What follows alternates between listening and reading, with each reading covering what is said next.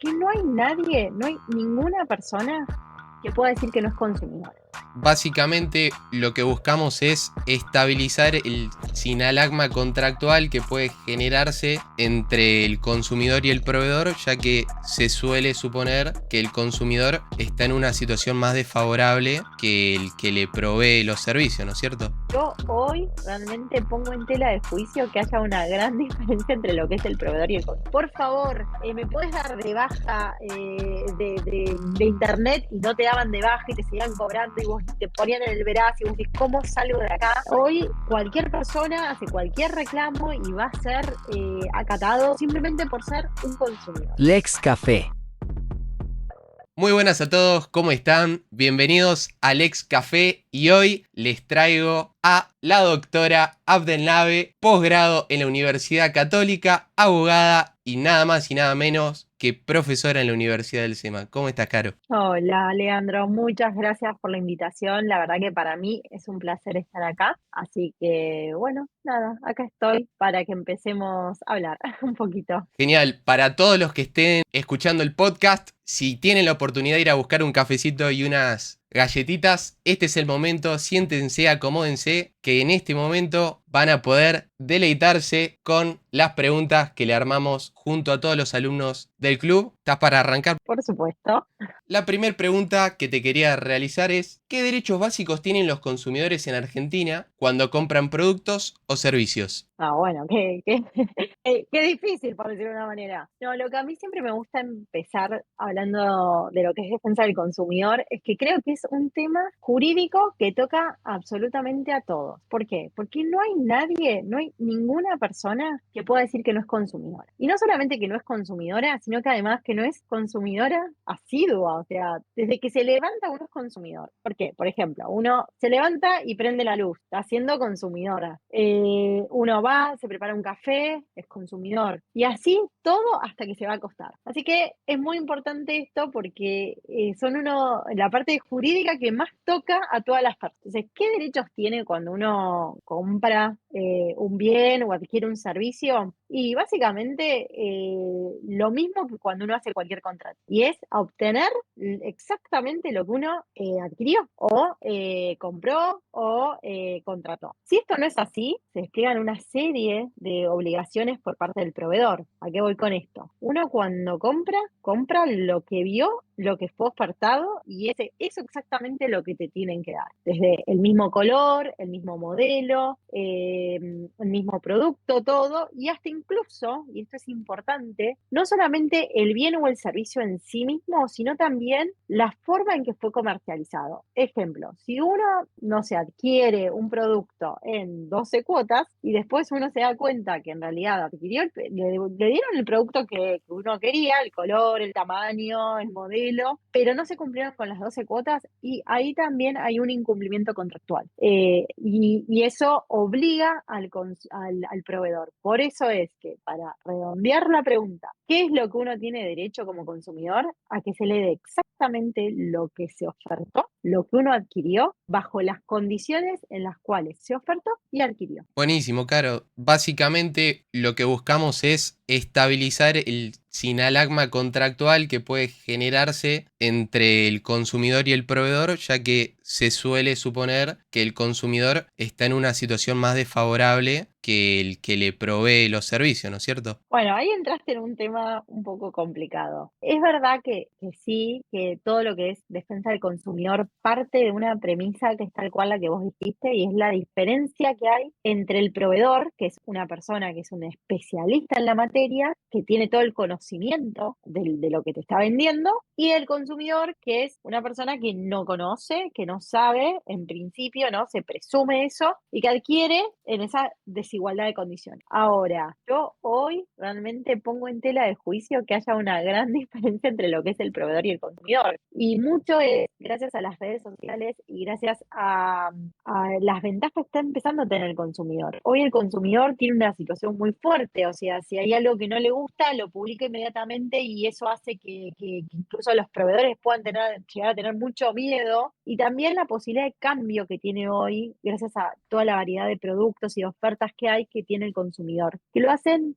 en una posición muy fuerte. O sea, si hay algo que no te gustó, ok, más allá obviamente de desplegar todo el arsenal jurídico que existe hoy y que defiende al consumidor, tiene la posibilidad, en muchos casos, no en todos, pero de decir, me voy para otro lado, me voy para otro proveedor y te escracho, perdón por la palabra, en las redes sociales. Así que esa desigualdad hoy es verdad que en lo que es conocimiento, información, puede seguir existiendo, pero en lo que es fuerza, hoy la pongo en duda. Muy bien, Caro. Y te hago una pequeña introducción para la siguiente pregunta que te voy a realizar.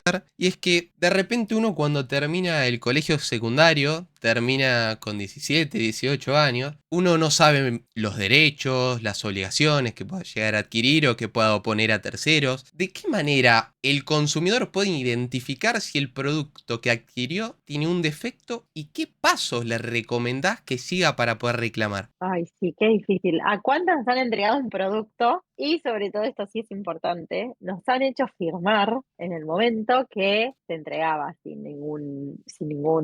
sea, sin ningún defecto, sin abolladuras, sin nada. Y uno te dice, bueno, pero pará, me entregaste una caja en mi casa y yo no sé, no la puedo abrir. Y la persona dice, pero me tengo que ir y firmame acá. Bueno, lo primero y principal es, obviamente, que cómo detectar el defecto depende muchísimo del tipo de producto. No es lo mismo si estamos hablando de un producto tecnológico, o de un producto perecedero, que de otro tipo de producto. Pero en sí, lo primero que quiero hacerles hincapié, esto sí es importante, es que ese waiver que a uno lo hacen firmar muchas empresas, eso no vale absolutamente nada. No es que porque uno a las apuradas haya firmado un papel que uno pudo a veces no leerlo, o si lo leyó, la persona decía, si no me firmás esto, no te lo entrego y me tengo que ir, y en el apuro, no por haber firmado ese papel, uno pierde el derecho a cuestionar cuando hay un producto defectuoso que fue entregado. Así que con eso quédense tranquilos.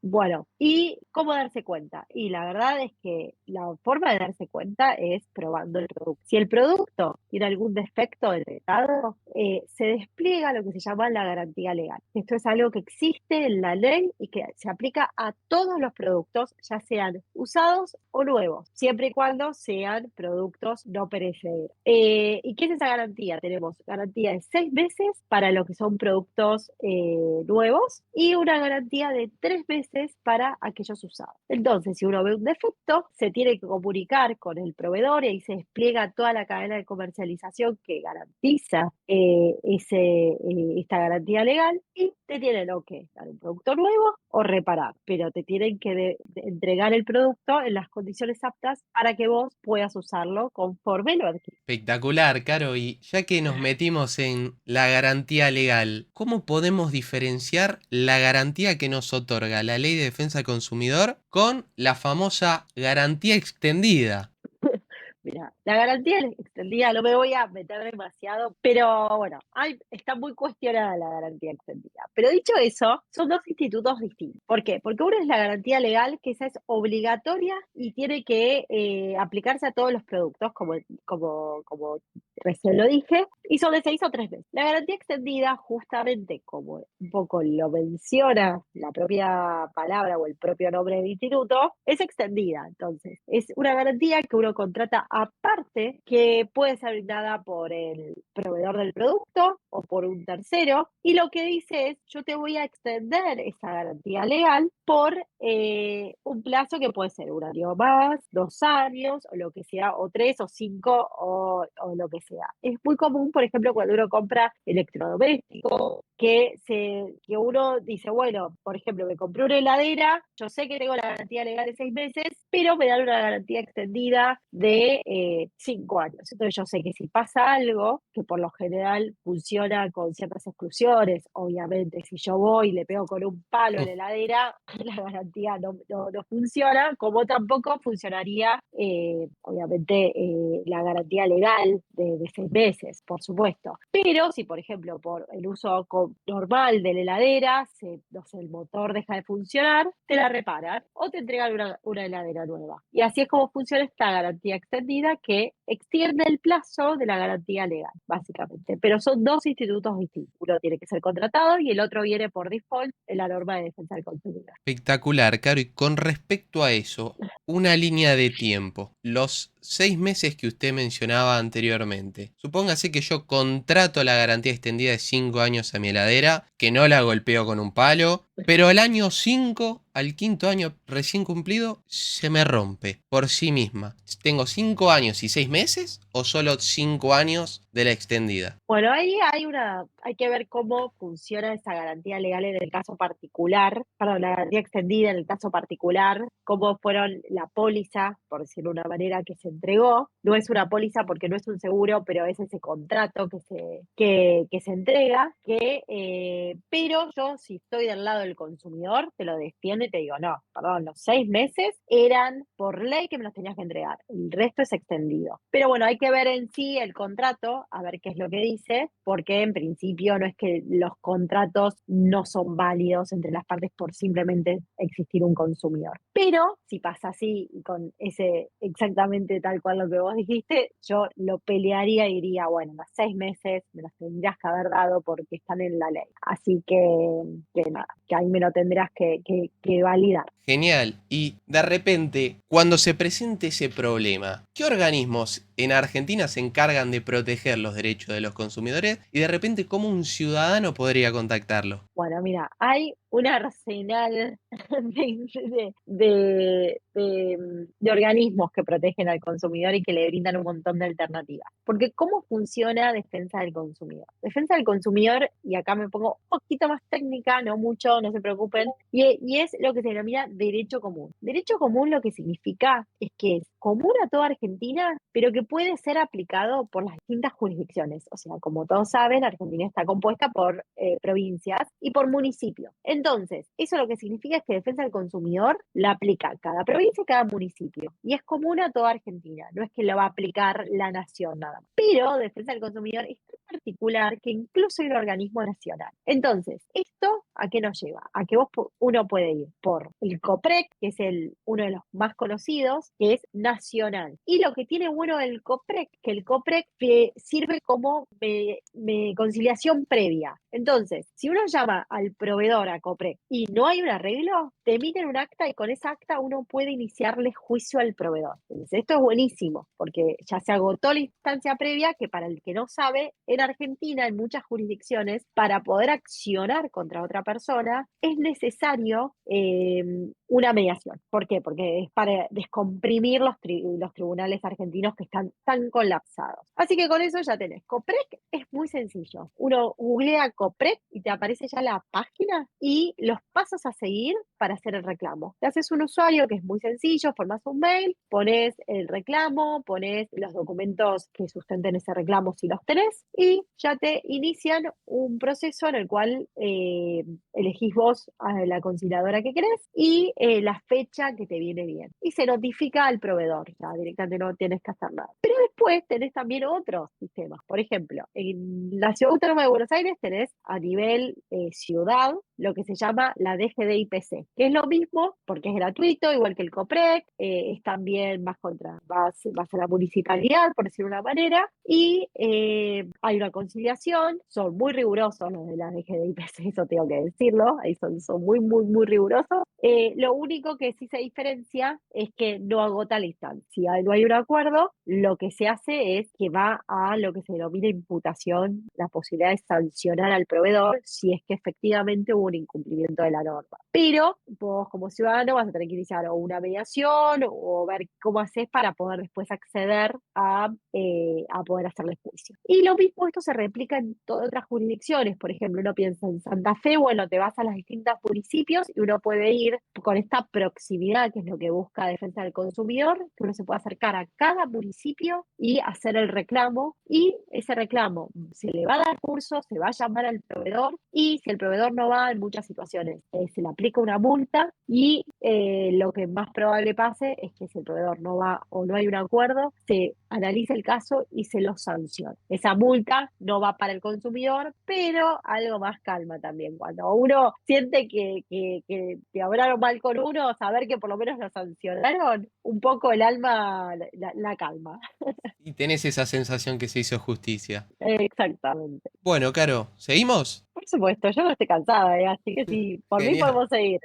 Sigamos con cuáles son los principales deberes y responsabilidades que tienen las empresas hacia los consumidores. Mira, te diría que muchos, muchos, muchos. Pero para no aburrirlos y tampoco hacerlo tan extenso y todo, voy a decir que podría mencionar dos. Uno es el deber de informar, es el más importante, justamente porque al principio hablábamos de esta diferencia que había entre el proveedor y el consumidor, y en qué, sobre todo, en la información que manejaba. ¿Por qué? Porque uno es un especialista y el otro es una persona que no sabe. Por ejemplo, uno va a comprar una computadora y por mucho que uno pueda decir, bueno, yo soy muy tecnológico, no te puedes comparar con el proveedor de computadoras, claramente. Entonces, para equiparar esto, lo que se dijo fue, bueno, el proveedor tiene un deber de información, y ese deber de información va en toda la instancia. Desde el principio, esto es cuando lanza una publicidad, toda la parte, lo que nosotros denominamos precontractual, hay un deber de información. También, obviamente, en el momento de hacer el contrato hay un deber de información, y también hay un deber de información posterior, la parte postcontractual. Si la persona tiene alguna consulta, una duda, fíjense que por lo general hay un teléfono de contacto para que la persona se comunique y sepa sobre, pueda evacuar sus dudas. Todo esto tiene que ver con el deber de información. Y el otro deber que yo siento que es muy importante, como para mencionarle estos dos, es el deber de seguridad. La norma te dice que los bienes y servicios que se lancen al mercado tienen que ser seguros para el consumidor. Eso, por supuesto, nadie puede lanzar al mercado productos que puedan ser dañinos. Si son dañinos, se despliega también una obligación por parte del proveedor, que es lo que se llama hacer un recall, que como el nombre lo indica, es llamar esos productos. Y ustedes, si están un poco atentos a partir de este podcast, y se fijan, muchísimas veces en el diario o en las noticias sale que tal empresa realizó un recall. Y eso es justamente que descubrió que algún producto no estaba del todo perfecto y que podía ser nocivo. Entonces tiene esta obligación de comunicar bueno, la posibilidad de que sea nocivo, rescatar ese producto y cambiarlo por uno que esté en estado correcto. Pero esencialmente yo diría que son esas dos obligaciones: el deber de información y el deber de seguridad de todos los bienes y servicios que se lanzan al mercado. Espectacular, Caro, y quiero quedarme ahí porque de repente me surge una duda relacionada con e-commerce y de repente me gustaría consultarte sobre derechos del consumidor al comprar online y qué derechos puede tener además del deber de información y el deber de seguridad. Mira, bueno, como sabemos, hoy la mayoría de las personas compra online. O sea, obviamente que no todo, hay gente que le gusta determinadas cosas ir al local y verlas, pero incluso muchos van al local, se prueban las zapatillas, se fijan si les sale, si les calzan bien, y van y lo compran online porque a veces es más barato, ¿no? Bueno, dicho todo esto, ¿por qué también está bueno comprar online? Y es que se despliegan otras obligaciones y otros derechos por parte de los consumidores. ¿Y cuál es este derecho? Si uno compra online y te mandan exactamente lo que vos pedís, pero no era lo que vos pensaste. ¿Por qué? Porque, por ejemplo, lo viste en pantalla y lo ves con un color, y cuando lo ves en vivo y en directo decís, ay, no, este color no me gustaba, no pasa nada. Tenés lo que se llama el derecho de revocación. Tenés 10 días para decir, no, ¿sabes qué? Yo esto al final no lo quiero. Te lo devolvés, te lo tienen que venir a retirar sin cargo, todo, y te tienen que hacer el reintegro inmediato. Entonces, tenés estas ventajas de que si no es lo que vos querías, lo devolves. El motivo de esto es muy claro, y es que vos no lo viste. ¿Y cuántas veces nos ha pasado que la imagen puede ser engañosa y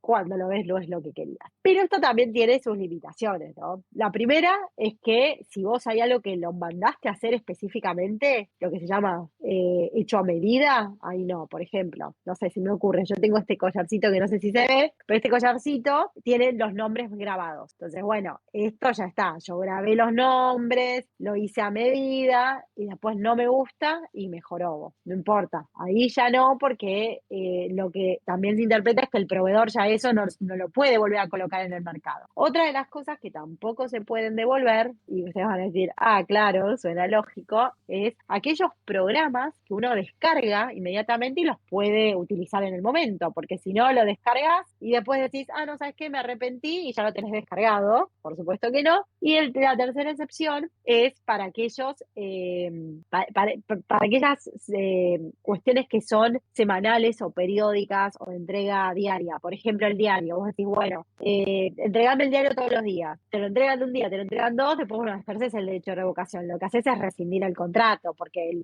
diario ya te lo entregaron. Eso no es propiamente derecho de revocación. Así que sacando estas tres excepciones, si uno compra online, la realidad es que compras. ¿No te gustó? Lo devolves sin ningún problema. Aclaro también, porque a mí no me gusta tampoco el abuso del consumidor. Las cosas se tienen que devolver sin haber sido utilizadas. O sea, lo que voy es, no es que uno puede comprar un jean, lo usás y tenés 10 días para devolverlo. Lo tenés que devolver sin haberlo usado porque es como, bueno, te lo probaste y no te quedó. No te gustó cómo te quedó o el color no te gustó, lo devuelves. Hay que obrar con ética. Hay que obrar con ética. Totalmente, porque si queremos ética del proveedor, tiene que también haber ética del consumidor. Exactamente. Y me quiero quedar con el ejemplo que diste del color del jean o del color del producto que vos nombrabas y mencionaste algo que me parece fundamental, que es la publicidad engañosa. ¿Cómo puede el consumidor protegerse de ella independientemente que sea vía internet o físicamente? Bueno, primero vamos a ver qué es la publicidad engañosa, ¿no? Se considera publicidad engañosa a una publicidad que, como su nombre lo indica, resulta confusa ¿para quién? Para el consumidor en cuanto a qué? En cuanto a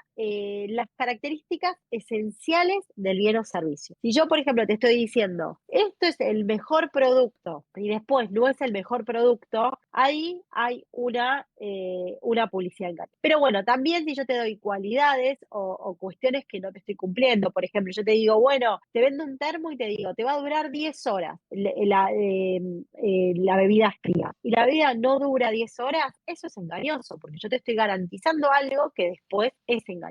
Entonces, esa publicidad engañosa para la ley argentina está prohibida. O sea, si uno demuestra que fue engañosa, se sanciona esa publicidad porque esa publicidad nunca debió haber salido. Pero acá sí lo que es importante y también uniéndolo con el deber de información y con la oferta, es que la publicidad forma parte de la oferta. Esto es muy importante entenderlo. Y forma parte del contrato. ¿Esto qué significa? Significa que todo aquello que se diga en la publicidad va a formar parte del contrato y uno como consumidor puede obligarlo que sea así. Y si no se cumple, hay un incumplimiento contractual, básicamente. No sé si me expliqué bien, si te quedó alguna duda. No, se entendió perfecto, Caro. Y sobre eso, quiero mantenerme en el tema. Además de las que mencionaste vos, ¿qué medidas se pueden tomar si una empresa incumple con esa oferta o con esa promoción? ¿A dónde puede acudir? Bueno,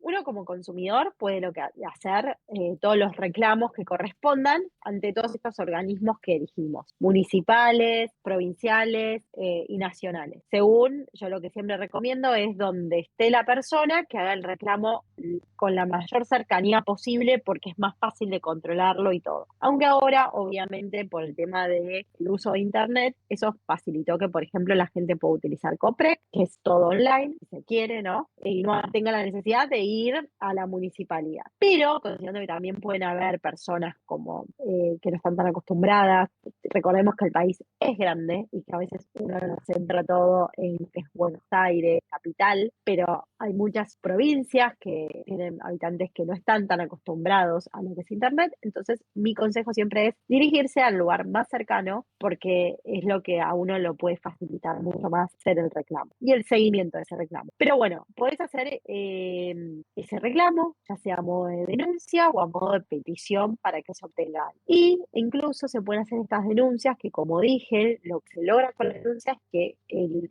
órgano interventor, en este caso las distintas reparticiones de defensa del consumidor, intervengan, imputen, esto es, le digan, hay una denuncia que dice que vos hiciste esto, venía a defenderte y eventualmente lo sanciona. Pero si uno quiere también puede hacer que se cumpla eso. Y de hecho, bueno, yo dentro de la defensa de los proveedores, en el estudio jurídico de donde estoy, hemos tenido muchos reclamos a veces por cumplimientos de oferta que se hicieron a través de publicidades y bueno, y hemos visto si algunos correspondían o no, pero bueno, también existe esa posibilidad de que el consumidor reclame que se cumpla con lo dicho y con lo informado. Espectacular, Caro. Anteúltima pregunta y Ah, es, te corto. ¿qué papel juegan las asociaciones de consumidores en la defensa de los derechos de los ciudadanos? Ay, qué difícil, mira, me estás poniendo en un aprieto, porque, ¿cómo decirte? A ver, yo creo que la idea estuvo muy buena.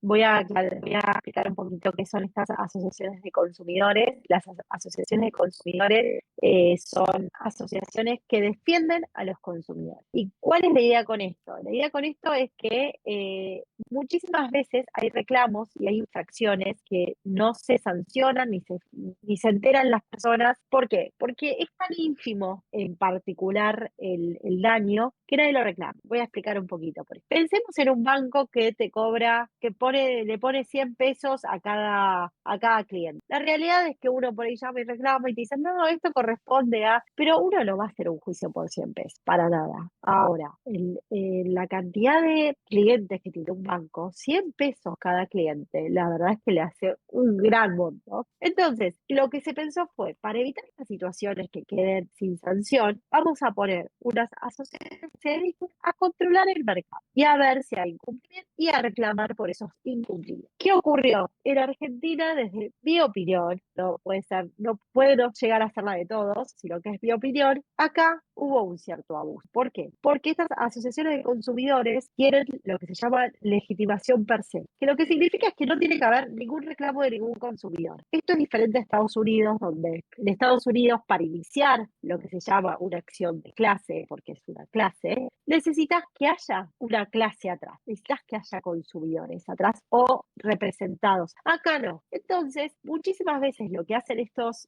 asociaciones de consumidores es iniciar reclamos sin que haya un consumidor realmente atrás que esté quejándose y sin que haya realmente un reclamo. ¿Por qué? Y porque ven que ahí existe la posibilidad de obtener plata, entonces hacen el reclamo. Cuando hacen este reclamo, la realidad es que después lo que terminan peleando muchísimo son sus honorarios, por supuesto. Y muchas veces los intereses del consumidor quedan en un segundo, tercero o cuarto plano. Dicho esto, igual, yo que me manejo mucho con empresas, también tuvieron su parte buena las asociaciones de consumidores, porque hoy hay mucha más conciencia por el miedo de que venga una asociación de consumidores a reclamarte las cosas. Entonces también hay un control mucho mayor que si solamente se hubiese quedado ligado al reclamo particular del consumidor. Pero no hay que abusar de las asociaciones de consumidores porque eso también encarecen al proveedor. ¿Por qué? Porque hay muchos proveedores que tienen muchísimas acciones de clase, muchas totalmente infundadas, y eso hace que tengan que contratar abogados y todo ese costo lamentablemente se traslada a producto, al valor del producto. Entonces, esto reditúa negativamente en el consumidor que termina obteniendo un producto mucho más caro, porque obviamente si al proveedor se tiene que defender de 10 acciones de clase, eso es costo y ese costo en algún lado tiene que alocarlo. Así que yo creo que está buena la idea, con siempre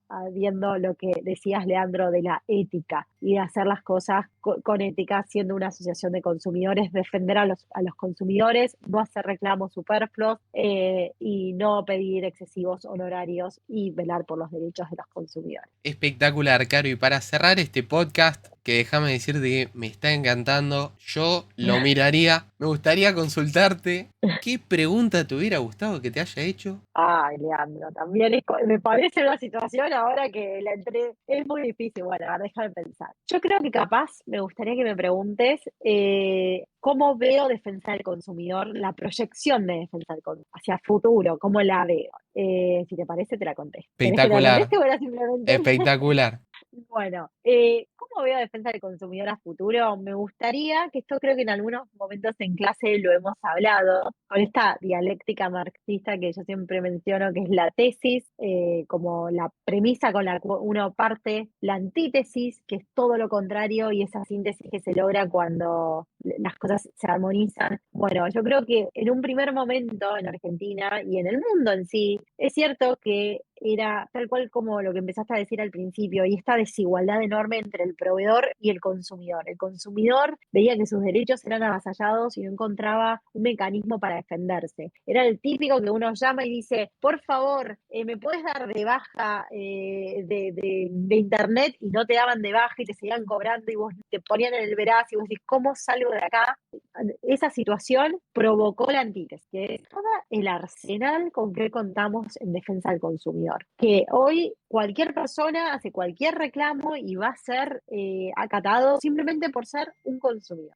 Y yo creo que se están logrando ciertos abusos por parte del consumidor, que también es propio de esta antítesis. O sea, hubo tantos abusos por parte del proveedor que ahora el consumidor se cree legitimado a provocar abusos. Bueno, total, la verdad es que no me diste de baja un montón de tiempo, entonces yo ahora tengo derecho a solicitarte la baja cuando utilicé el servicio. Y estamos en esa situación. Creo que mi expectativa es que vamos a llegar a una síntesis, que es esta de lo que un poco estuvimos hablando en todo el podcast, de lograr una cierta ética, tanto del proveedor como del consumidor, y una cierta armonía, sin que sea